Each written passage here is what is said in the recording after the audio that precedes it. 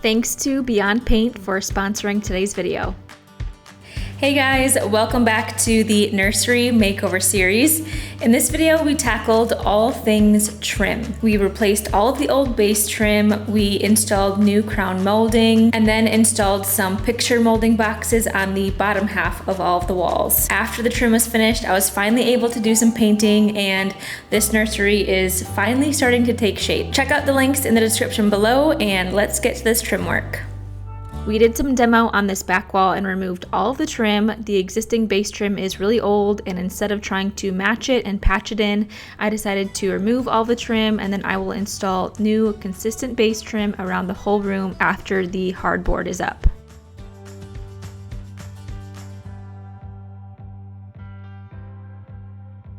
Now that the trim is removed, we can install the hardboard. I'm doing the picture molding on the bottom half of 3 of these walls. You don't need to install this hardboard in order to make the picture molding, but our walls have a slight texture and I wanted to smooth that out.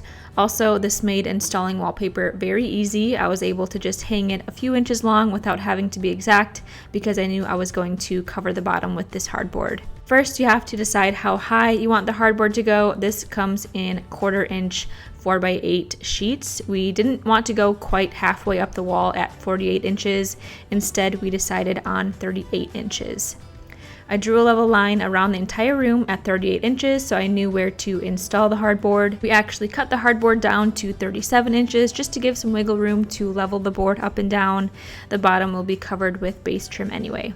On the back of the hardboard, I used liquid nails adhesive. You don't necessarily need to add any adhesive. It can make removing the hardboard in the future very difficult, but we have some wave in our walls and the adhesive helps to level it out a bit. And we don't plan on taking this down while we're living in this house anyway. I glued up the back and then secured the hardboard to the wall with 1.5 inch brad nails.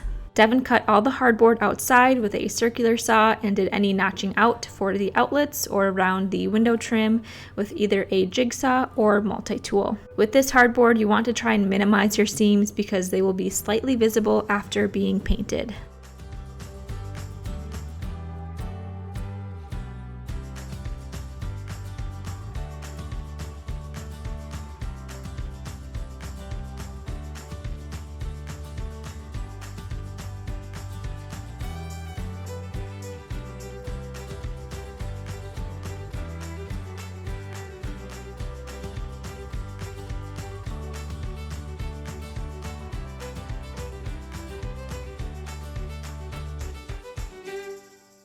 The hardboard is installed and now I'm working on the chair rail molding. This is going to sit right above the hardboard. This trim comes in 8-foot lengths. I'll link it below. I cut this down to size and then installed it above the hardboard with 1.5 inch brad nails.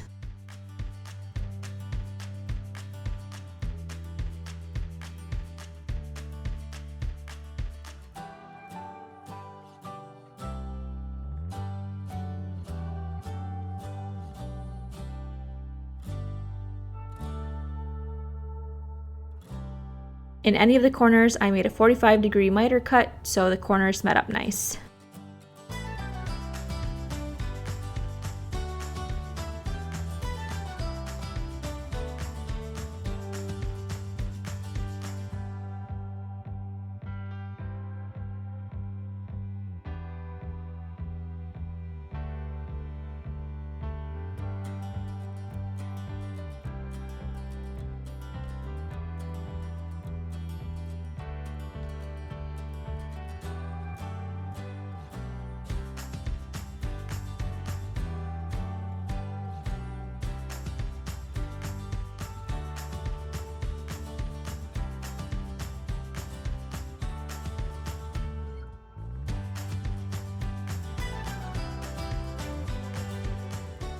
Another reason for only doing the hardboard at 38 inches is so that it sits underneath the switch here. I didn't want to have to notch out the chair railing, so we made sure to leave plenty of room for that. In a previous nursery video, I installed these IKEA units. I installed a 1.5 inch spacer to account for this chair molding so that my doors still have enough room to open and close even with the door hardware attached. Next, I'm working on installing the base trim and shoe molding. Just like the chair rail, I cut the base down to size, mitering any of the corners, and then installed the base with 1.5 inch brad nails.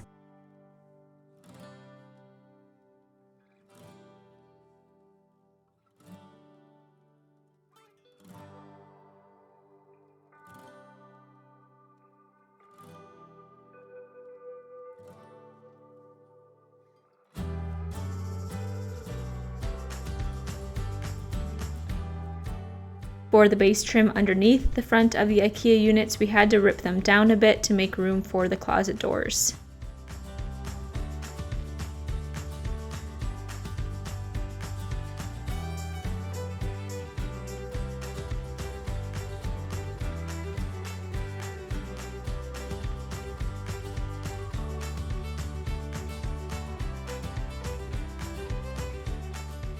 After the base was installed, I installed this quarter round shoe trim. I would prefer not to use shoe trim, but there was previously shoe trim and it left marks on the floor, so I had to recover it with new shoe trim. I nailed the quarter round with 1.5 inch brad nails as well.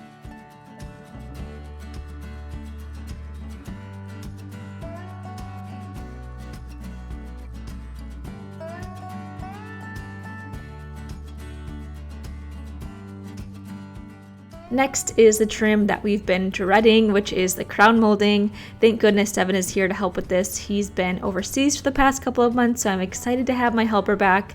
I definitely would not have been able to do this by myself. Our ceiling is uneven and super janky, so we were fighting with every piece of crown molding. We couldn't get the angles to be perfect, so I will have to do a lot of caulking. That's okay though, it will be totally worth it. I think crown molding adds a really high-end touch to any room. I didn't install the wallpaper tight to the ceiling because I knew I was going to cover it with the crown molding. I'm not going to give you guys any crown molding tips because this is something that we are still learning and have yet to master.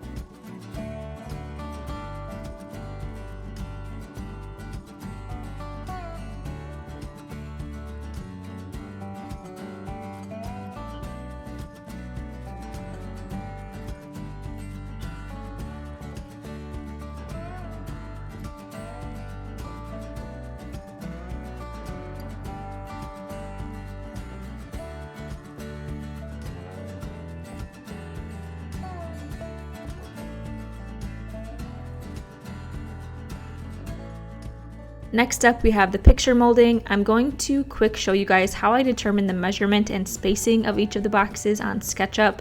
I'll be using the free web SketchUp program. It's a great tool to use to visualize each of the boxes with measurements that are to scale. Pencil and paper work just fine too, but this way we can get a more realistic idea of what the trim will look like. I already have the measurements of all my walls. I'm only taking a measurement of the brown hardboard. I'm not measuring any of the trim, so I took a measurement from above the base trim to below the chair molding. If you're new to SketchUp and you want to learn how to use it, I have a super easy tutorial of the free program that you can follow. I will link it below. Now that I have the measurement of all 3 of my walls, I'm going to draw out each of the walls. So let's take this rectangle tool. I'm going to click and draw out a rectangle. I'm just going to click anywhere and then type in the dimension of my wall, which is 86 inches, 35 inches, and then press enter, and that will automatically adjust the size of the rectangle. I want to make this wall 4 inches thick to make it look more realistic, so I'm going to take this push-pull tool and drag it out. Click anywhere. I'll type in 4 inches, enter, and that will make the wall 4 inches thick. Okay, I've got one wall done. I'm going to the second wall.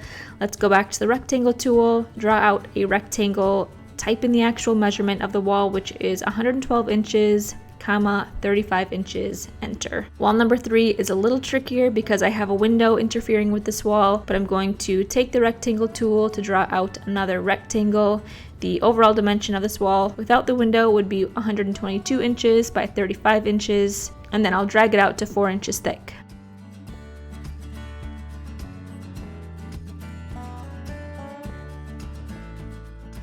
Now I want to add in where my window is on this wall, so I have the measurements. I'm going to take the tape measure tool. I know that my window starts 18 inches in from the left side, so I'll click on this outside wall and measure in 18 inches. From the right wall, the window starts at 24 inches, so I'm going to click the right outside wall. I can click in anywhere, type in 24 inches, press enter, and it will leave a guideline at 24 inches. I know that the window starts from the bottom going up 23 inches, so let's mark 23 inches. So this area in the center here is where the window is, so I want to take this rectangle out, basically. So I'm going to triple click on this wall, take the rectangle tool and draw a rectangle using those guidelines that I created. Take the push-pull tool and push it all the way back so the rectangle disappears. Now I have my 3 walls and I can start playing around with the spacing of the picture molding. So I know from a previous picture molding project that I want to do 5-inch spacing around all of my boxes. In our living room I did 6-inch spacing, but that was going floor to ceiling. Since I'm only working on half the wall, I'm going to reduce it to 5-inch spacing. Let's go over the first wall here. I have my tape measure tool and I'm going to mark a 5-inch border around the entire wall. And I'll do the same thing on the other walls as well.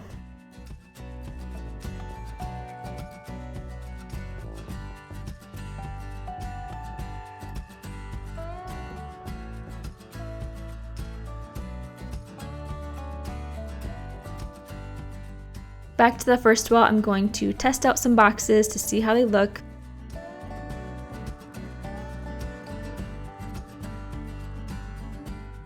I think 4 on this wall might be a little too many, so I'm going to take it down to 3 boxes, which will make them a little bit more square rather than rectangular. So with 3 boxes, I know that I'm going to have 2 more 5-inch gaps in between that I need to account for. Let's take the tape measure and measure from this line to this line. That is 76 inches. Let's use a calculator, type in 76 inches.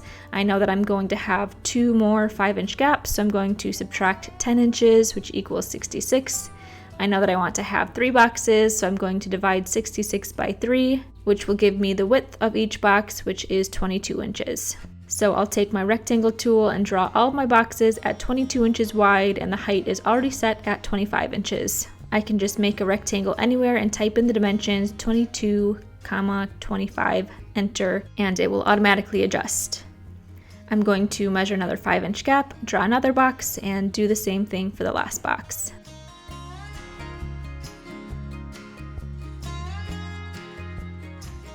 Okay, so this is what wall 1 will look like.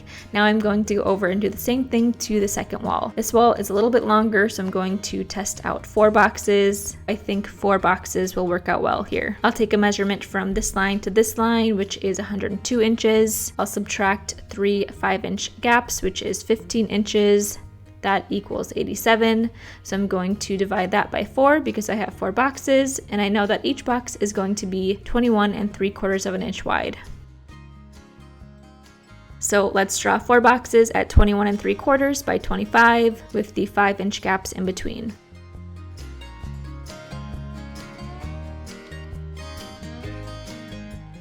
My second wall is set, and I'm going to work on the third wall. So the 2 boxes on the left and right side are already set for me with the guidelines that I created, so I'm going to draw those out. In the center area, I think I'll do 3 boxes. So let's mark the 5-inch gaps, and then I'll take a measurement from here to here, which is 80 inches.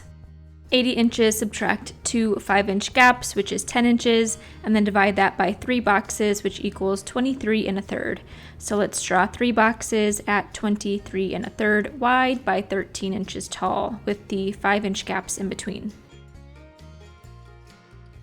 You can play around with these measurements, play around with the gaps to find the spacing and the shape of the boxes that you like. If you want them more square or more rectangular, that's totally up to you. My trim is 1 1/4 wide, so the finished picture molding will look closer to this. One thing I would recommend is keeping in mind the size of your lumber. I made these boxes so that I could use an entire 8-foot trim piece for each box.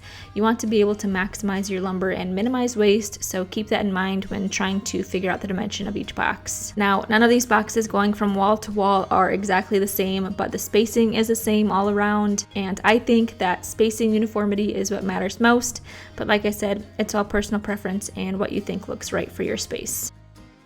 I have the dimension of all of my boxes, so now I can cut all of my trim pieces down to size.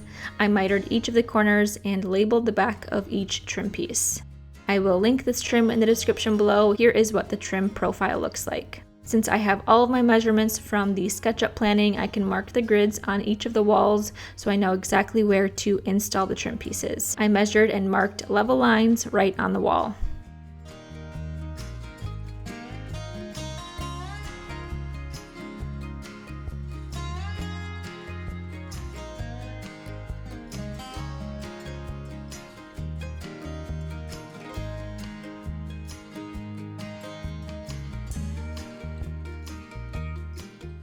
I used a mini level to also level each piece as I went. I started with the top trim piece and secured it with 1.5 inch brad nails, then installed the left and right trim pieces. I waited to nail the bottom of the left and right trim pieces so that I could adjust them in and out a bit depending on the last bottom trim piece. With this strategy, I was able to create nice tight corners.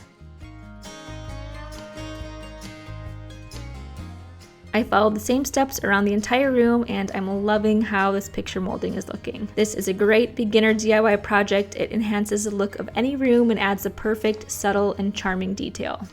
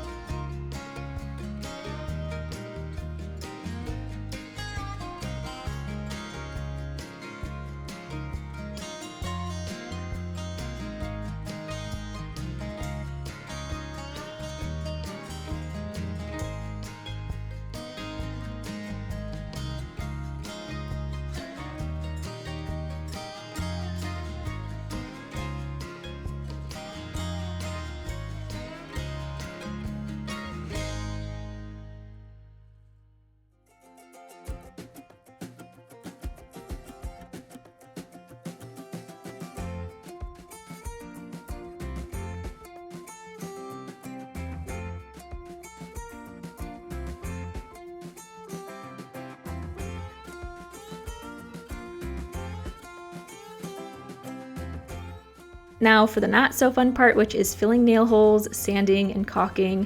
I used this wood filler and this mini sanding block to fill and sand all of the nail holes. Then I used this paintable caulk to caulk all the seams in the trim work. I filled all the nail holes, and once that dried, I used that little block sander to sand all the wood filler down.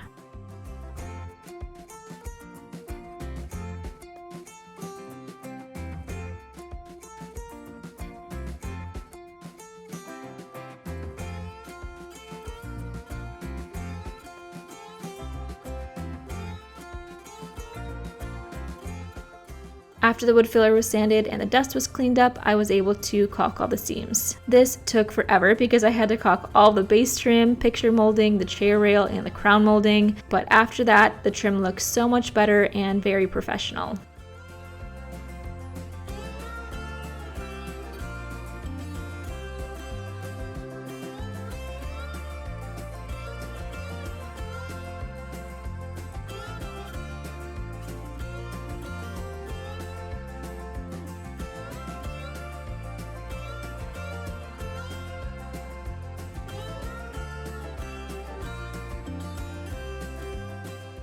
And last but not least, I can paint, featuring the sponsor of today's video, Beyond Paint. Beyond Paint is an all-in-one paint that provides ease of application with no stripping, no sanding, and no priming required. It's formulated to bond on nearly any surface except for walls, including cabinets, furniture, countertops, vanities, and even glazed tile. It's easy to apply for both DIYers and seasoned pros. I'm painting a bunch of different materials here. I have the pre-primed chair molding and base trim.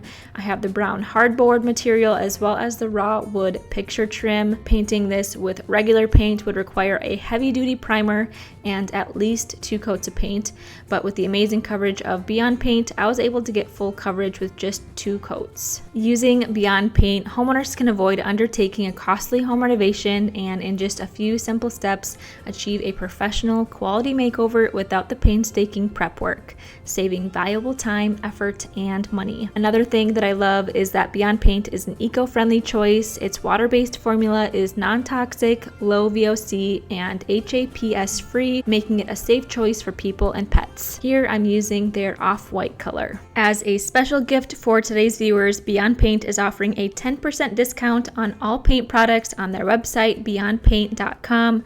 For a limited time, simply enter the discount code Stephanie at checkout.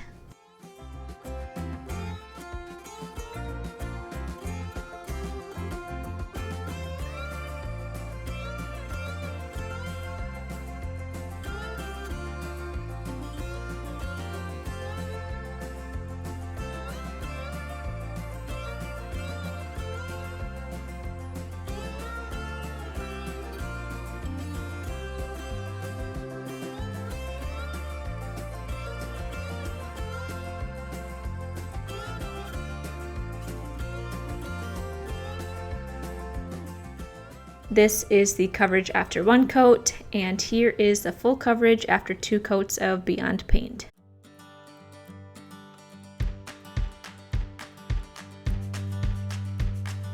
The picture molding and trim are all painted and it looks amazing. I'm going to add a pop of color to the crown molding, the window trim, and the closet doors, so stay tuned for that in the nursery reveal video coming very soon. That's all for this week's progress in the nursery. Thank you guys so much for watching. We only have a few projects left to wrap up in the nursery before it's finished and ready for baby, so stay tuned for more nursery updates to come.